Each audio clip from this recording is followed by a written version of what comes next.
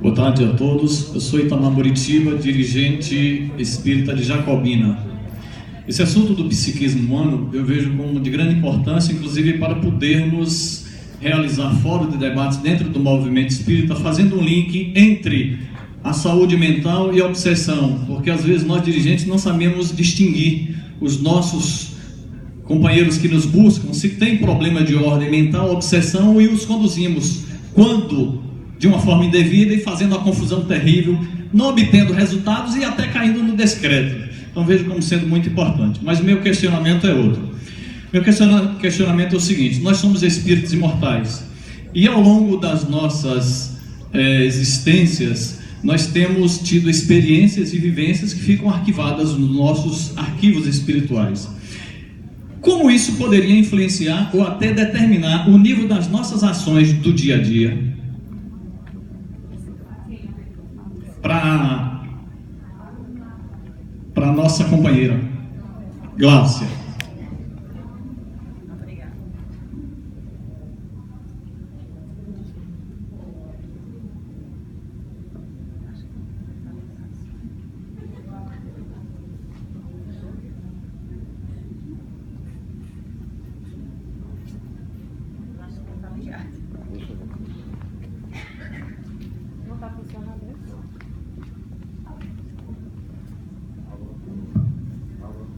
Obrigado pela sua pergunta, acho muito pertinente. Como as nossas experiências do passado podem influenciar na nossa vida presente, certo? Portanto, nós sabemos que quando nós reencarnamos, nós encontramos com a bênção do esquecimento, que efetivamente é uma bênção, porque quando nós voltamos no palco da reencarnação, nós voltamos normalmente com as nossas famílias, com os nossos verdugos do passado, muitas vezes que estão normalmente dentro da nossa própria família, não é? E normalmente quando nós vamos reencarnar, o que os espíritos nos dizem é que nós passamos por esse processo de esquecimento e que efetivamente quando nós passamos por novas experiências reencarnatórias que são semelhantes, tendemos a reafirmar ou retornar na nossa consciência algumas experiências do passado.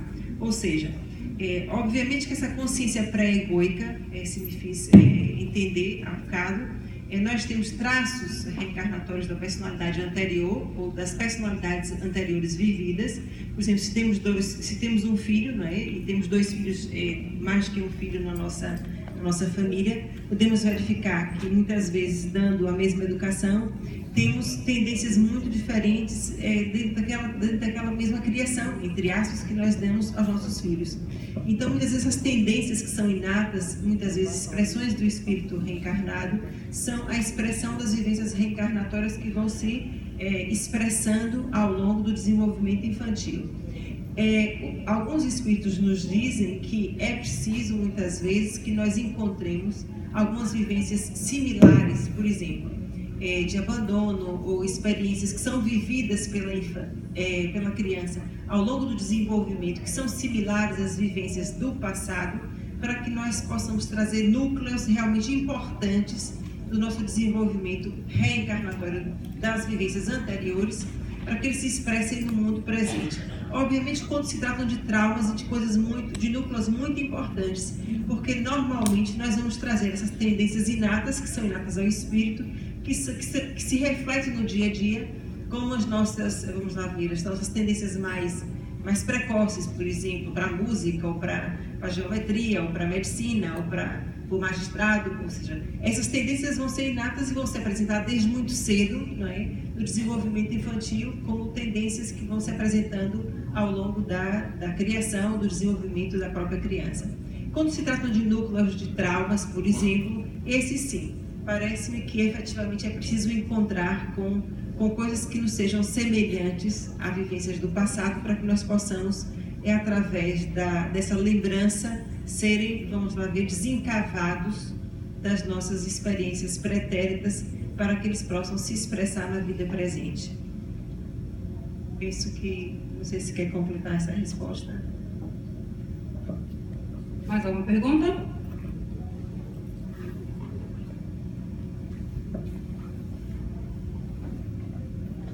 Perguntas? Não temos?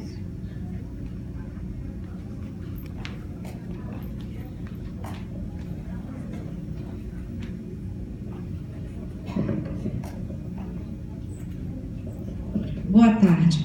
Eu vou tentar fazer a pergunta, porque eu mesma não consegui ainda coordenar as ideias.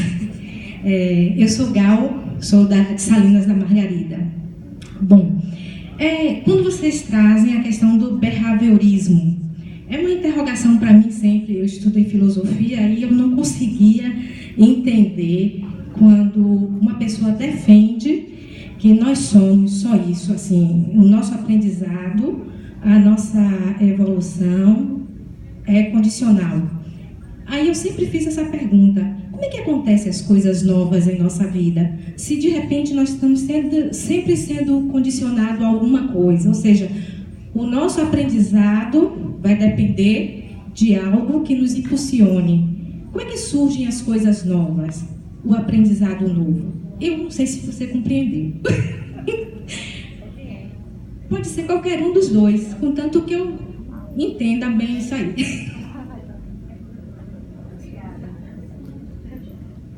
Está pedindo para responder.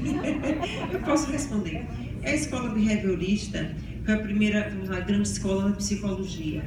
E essa escola partiu do desenvolvimento dessa escola foi a partir da observação de que existiam reflexos condicionados em animais de laboratório.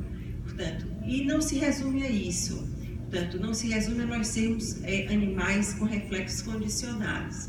Nós observamos que, de fato, nós temos atitudes que são condicionadas. Aprendemos que somos animais, de fato, de condicionamentos. Mas não se resume a isso. Hoje em dia, a escola behaviorista, o cognitivo, o comportamental, não é só comportamental. Ou seja, a escola é também cognitiva. Nós aprendemos através a escola cognitiva comportamental. Existe o aspecto comportamental, mas também o aspecto cognitivo.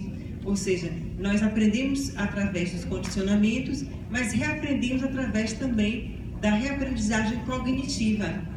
Então, não são somente pessoas de reflexos, como você estava dizendo, né? E é muito mais além disso. Existe também hoje várias escolas que se derivam da própria escola cognitivo-comportamental, que estudam também como nós podemos, através da metacognição, trabalhar as análises que podem advir da própria aprendizagem cognitiva. Portanto, não é só os reflexos condicionados, como a gente está aqui habituado a falar de animais. Portanto, é também toda uma reflexão através das nossas cognições, do que é a nossa aprendizagem cognitiva, das nossas emoções, como nós podemos reaprender a pensar, reaprender aquilo que nós estamos habituados no nosso dia a dia a pensar de uma forma positiva. Tudo isso está dentro da escola cognitivo-comportamental. Mais alguma?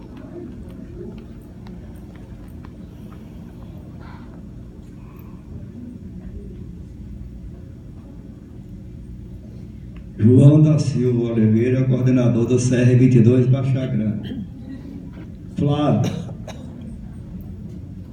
espírito complicado e endividado é permitido no período da infância ou da adolescência ou da inocência os companheiros com eles sintonizados iniciarem o processo de cobrança? Entenda esse período de 0 a 6 ou 7 anos.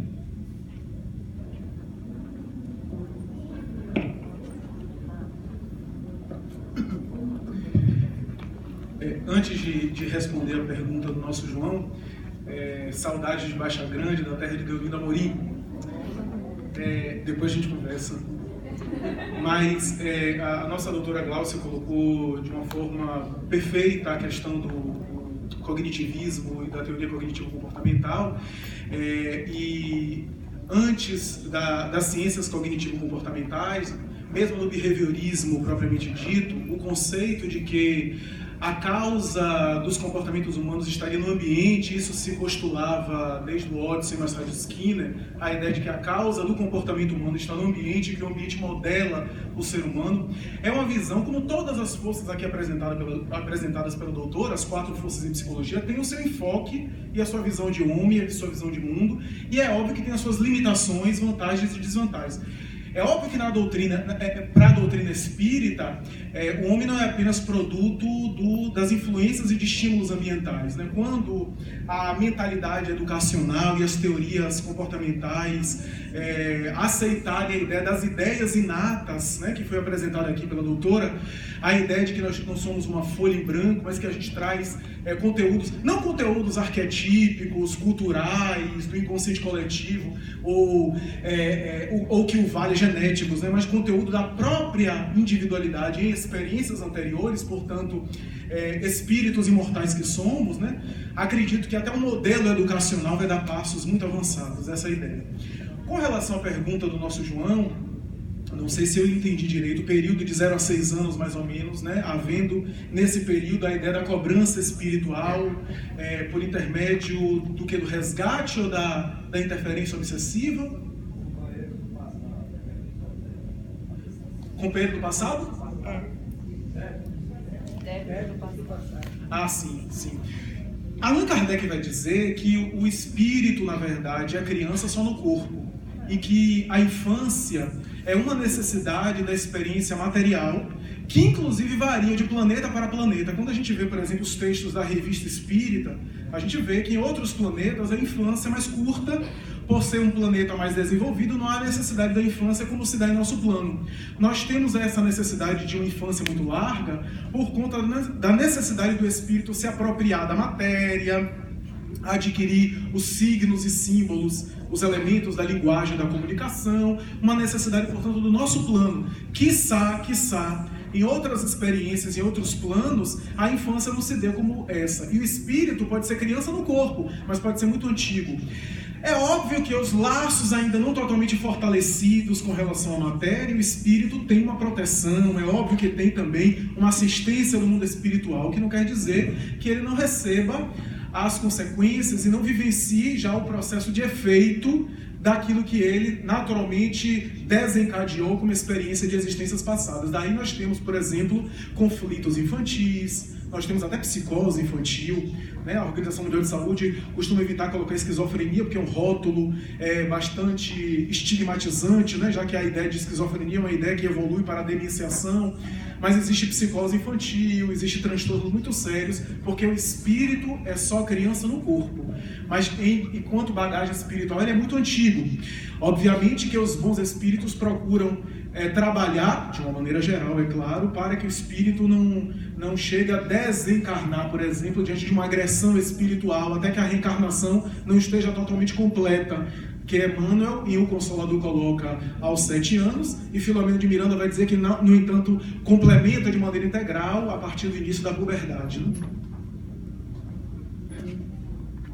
Só mais uma questão, o resgate começa desde a criança é formada, né? Desde o nascimento, porque efetivamente, conforme o Flávio disse, a criança só é nova na carne, no espírito ele não é. E efetivamente, desde que ele nasce, ele já começa, por exemplo, algumas deficiências, por exemplo, há crianças que nascem com resgates muito profundos, né?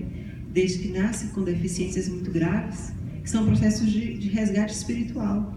E essa cobrança é sempre, não é de fora para dentro, não é? Porque, como a gente sabe, na doutrina espírita não há nenhum juiz que cobra, é a própria consciência do indivíduo no seu processo de reencarnatório e de cobrança interior com a sua justiça divina interna, no seu processo de resgate.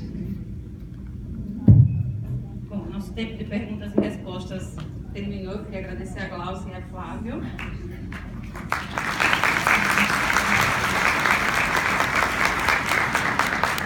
E antes de sairmos para o intervalo, tem mais alguma? Rapidinho, por favor. Boa tarde, eu sou Terezinha, moro em São Félix. Participo do Centro Espírita Obreiros do Bem. Eu gostaria de fazer uma pergunta à mesa. Talvez eu vá fugir um pouco do assunto, mas é uma coisa que me confunde. Eu faço pergunta, como recentemente fiz pergunta ao doutor Pina, e as pessoas que têm assim uma condição, então eu vou aproveitar a oportunidade e vou fazer esta pergunta. Eu gostaria de saber, e sim, tem pessoas que eu boto dentro de casa, eu vou, fico conversando, às vezes eu saio passeando, porque eu fico com pena. Eu gostaria que vocês me dissessem assim, a depressão, eu não acredito em depressão. E aí eu gostaria que vocês me dissessem assim, qualquer coisa assim. Porque a pessoa depressiva, ela se mata. Ela tem assim esses problemas muito sérios. Tem o mal de Alzheimer também. Eu gostaria, se possível, vocês, se tiver oportunidade, para me tirar esta... Porque é uma coisa que faz pena, eu choro. Peço que seja uma resposta rápida. Eu peço que vou ser muito rápida e muito objetiva. A depressão existe, é uma entidade nosológica muito definida.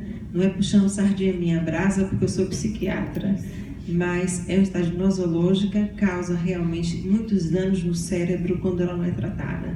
Portanto, hoje já se sabe que a depressão pode, inclusive, causar alterações atróficas, ou seja, realmente demenciais, no sentido de que, se a depressão não for tratada, ela pode causar uma atrofia no cérebro, no sistema, no hipocampo, que é uma região que é responsável pela memória, concentração e atenção. Qualquer pessoa deprimida não tem atenção, nem concentração, nem memória. Portanto, e realmente ela deve ser tratada, ela deve ser cuidada, porque realmente tem as suas consequências. Complementando só essa questão, normalmente o deprimido é uma pessoa que tem realmente companhias espirituais muito negativas, portanto, e processos obsessivos realmente também conjuntos. Portanto, também merece atenção nessa perspectiva, porque também deve fazer um tratamento espiritual conjunto. Muito obrigada pela vossa atenção e até a próxima oportunidade. Obrigada. A depressão, só para concluir, é algo muito grave. E eu não vou esmiuçar os aspectos técnicos que a doutora já colocou, mas o relatório, por exemplo, da Organização Mundial de Saúde, emitido no ano de 2014, coloca, por exemplo, o suicídio como sendo algo que quase sempre está atrelado a fenômenos depressivos. Em grande parte dos quadros de suicídio, que são milhares ou milhões por ano, tem quase sempre embutido um quadro depressivo. Do ponto de vista espírita, nós temos ali um espírito com uma alta carga de culpa que traz no inconsciente de um passado reencarnatório, cujos gatilhos atuais, os eventos de vida, alguma experiência específica da vivência familiar, alguma situação específica desencadeia o processo depressivo na existência atual, mas que o indivíduo traz uma espécie de matriz, que é a culpa que ele carrega, que ele precisa trabalhar.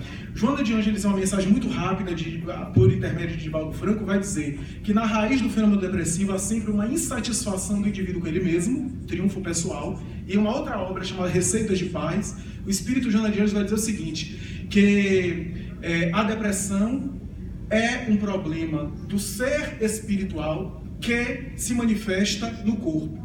Daí é necessário o tratamento acadêmico especializado, psiquiátrico, psicoterapêutico, e também o próprio indivíduo também trabalhar-se intimamente para, de alguma forma, superar o processo depressivo. Muito obrigado.